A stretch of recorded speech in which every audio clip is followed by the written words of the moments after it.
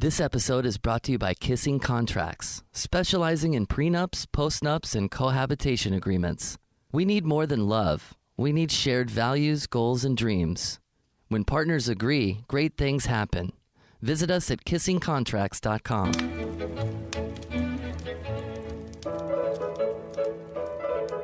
Welcome to She's Myself, an entirely fictional but totally honest show for female entrepreneurs featuring a newfangled book club for you and your cohorts. Let's join Nicole, Lauren, Kate, and Darla in their mastermind group now. Hello! Hey! I'm here! Yay! Yay! Welcome. Where's Nicole? Oh, she's already inside. Come on in. Hi, Nicole. Hi, shall I pour? Yes, and don't be stingy. I love Away from the Coffee Shop Mastermind. Me too. And At Night with Wine Mastermind. Me too. Did everyone have a chance to read the book? Yep. Yep. Now be honest. Who read it yesterday? No one? You guys are so good. Well, you told us to read it a few days in advance. So it can sink in. I did, and yay, you guys. What did everybody think? Okay, I am busting to talk about it, guys. Me too. Okay, go. All right, I am totally intrigued by the idea of an upper limit. Yeah, it reminds me of a glass ceiling. Except this one we do to ourselves. Yeah. Why? Oh, I gotta say, I'm not sure I buy the idea of an upper limit or the upper limit problem. No? No, the idea that I sabotage myself when I get too... Too successful? Too happy? Right. Why would I do that? That's what I want, don't we all? That's why we're in a mastermind. Isn't it the idea that it's above your thermostat? That it makes you uncomfortable. I thought his idea of Is it a he? Yes, Gay Hendricks. Oh, okay. the idea of achieving success in one area and then sabotaging another, like being very successful in your business but having a messy relationship. You do see that a lot. Success in one area, but not in all. But I thought that was sort of how it goes, like the trade-offs in life. Hendricks says it doesn't have to be that way. Huh. Well, I mean, if that's true, that would be pretty amazing. I really want it to be true. Hendricks has a PhD in psychology from Stanford. He did reference scientific testing and verification in the book. You know, I found the story about Clinton's upper limit fascinating. I think that's one of the most powerful stories in the book, that Clinton had achieved everything but sabotaged it with his affair. That is one explanation for something that appears to make no sense. Can I back up a little and frame the concepts? Oh, please do, because the ideas are dancing in my mind. The thesis of the book is that to make the big leap into living in our zone of genius, we need to overcome our upper limit problem. Okay, can we talk about the 4 things that get in the way? I feel like if I could figure out mine, I'd be way down the path in the zone of genius. Okay. Anyone need more wine? Please. There are 4 barriers. You can call them mindsets that get in the way of living in your zone of genius. These trigger your upper limit problem. Kate, they start on page 45. Will you read the first one? Okay. Feeling fundamentally flawed. You know, I didn't really get this until the end where he says, if you did make a full commitment to living in your zone of genius, you might fail. Yeah, that you should play it safe and stay small. Does anyone identify with that? I do. How so? I just recognized that concept from when I was in grad school. It was so intense. Grad school for opera? Yeah. I was so nervous. I felt so out of place. It was crazy competitive. I didn't want to fail, but I didn't try too hard either. You were afraid of failing? Petrified. It felt like if I didn't really try, I couldn't really fail. Oh, like when you buy a lottery ticket but try not to want to win. Yes. Ah. I didn't give it my all, so I wouldn't be too disappointed if I didn't make something of myself. And here I am. I didn't. Oh, that's harsh on yourself. Mm-hmm. Well, I didn't, and I might have if I tried. I regret it. Sounds like you upper limited yourself. I totally did.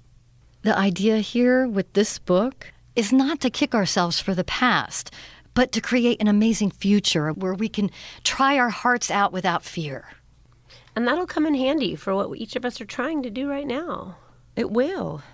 I don't want to look back on the theater with the same regret. And maybe there's something more for you in the world of opera, too, now that you've identified the feeling of being fundamentally flawed.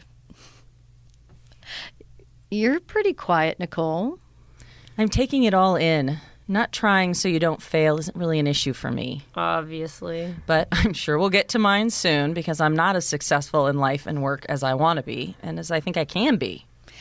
The second barrier is disloyalty and abandonment. Yeah, this is the one that has my name written all over it. How so?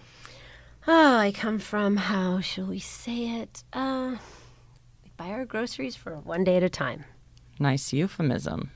Yeah. Well, every time I go somewhere, travel, I feel so guilty. That has to happen a lot in your line of work. It does. I find myself hiding a lot of it from my family. How do you do that? I mean, my parents and siblings. Do you get that feed from them? My parents, not too much, but my siblings, I mean, as much as I love them, yes. Wow, that's hard. It is. But it's really nice to see it right here in print. I'm not crazy. It's totally a thing. A big one. One of 4. I'm really hopeful now that I can finally see this as a barrier for me, and I can use the concepts in this book to bust through it. That's fantastic, Darla. I'm sure it won't be that easy. You never know. You know, the second and the fourth one seemed really similar to me. Disloyalty and abandonment and the crime of outshining. They're both barriers. They just have different flavors. Yeah, I relate to the crime of outshining. Where I'm from in Oklahoma, opera was not okay. And very public. Interesting. Wait, were you poor? I'm sorry, pardon me asking. No, that's what's funny. No, we bought our groceries for the whole week, but opera, that was something else. Too fancy? Totally. I've heard that from some fellow lawyers that come from subcultures where excelling academically means you're disloyal. And abandoning. Let's get the third one on the table. Believing that success brings a bigger burden. If I have one, that's mine. Then I guess you have one. Thanks, Darla. More money, more problems. Well, that's one way to look at it. It's also the idea that who you are is a burden. You know, I felt that way about my, how should we say, my outspoken personality. I'm sure you have. I didn't mean it that way. I know you didn't.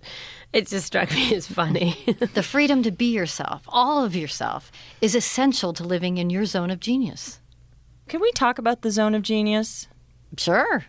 Is everyone done with the barriers? Yeah, I'm glad to identify mine, but I'd love to talk about the solution. Me too. What's your thought about the zone of genius, Nicole? Well, I get the zone of incompetence. I see that in my work. I get the zone of competence, the things you can do.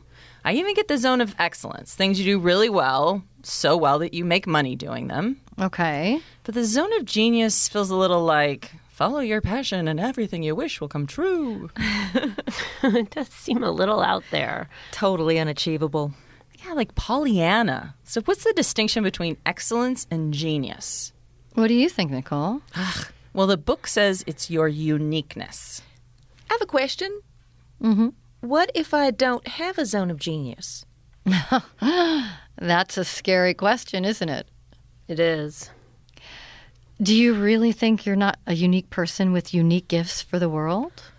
Okay, let me ask it another way. Am I a unique person with unique gifts to give the world? Absolutely. Is Nicole a unique person with unique gifts to give to the world? Yeah, And Darla? of course. But not you. Okay, it's hard to argue with that logic.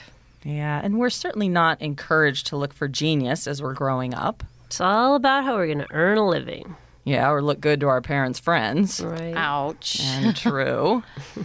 Discovering your zone of genius and living there is a big leap. You're not supposed to already know. You're discovering it. Well, that's a relief. The key is the awareness that you have one and the desire to move toward it. It's kind of exciting and scary. What if I'm doing a lot of non-genius stuff right now? He does say that you can start off with an hour a day. Right? It's not a radical quit everything kind of... Move to an ashram. Right. But it's still a little scary. In what way? I guess in the way that Kate said, that it could be a big change, like a big one. How so? I guess I'm thinking I have kids, I have a practice with employees and clients. There's this whole life. Is it built around your zone of excellence or zone of genius? It might even be my zone of competence. Okay, I've seen you in action. I think we can safely say excellence. But is it genius? I'm afraid it's not. And if it isn't? That's just like too much to contemplate right now. And further, what if even the prenups aren't my genius? I'm wasting all my time and energy, and I have no idea what my genius is. Oh, this book is messing with our heads. Thanks a lot, Lauren. You're big girls. You can handle it. And you're free to reject it. But it's like you've turned this light on. And I could never again not know what's in the corners. Or some analogy that makes me think less of cockroaches. You know, personal growth is just that. This book may have started you on a path. Or not. I think it did for me. Me too. Jury's still out for me. You can stop, start, or veer off to the left or right at any time. No one's giving us a grade? Nope. Thank God. You know what? There's a ton more in this book. I particularly like the part about how worry is a way to upper limit yourself. I know. I never thought of it that way. The idea of not having worry in my life is enough to keep me considering the ideas in this book. Right? The idea of doing something I love does it for me. You don't love what you're doing? The theater? I'm not sure I do. Yikes, I don't even want to talk about that. Forget I even mentioned it. I can't promise to drop it forever, Kate. You and the world need your genius.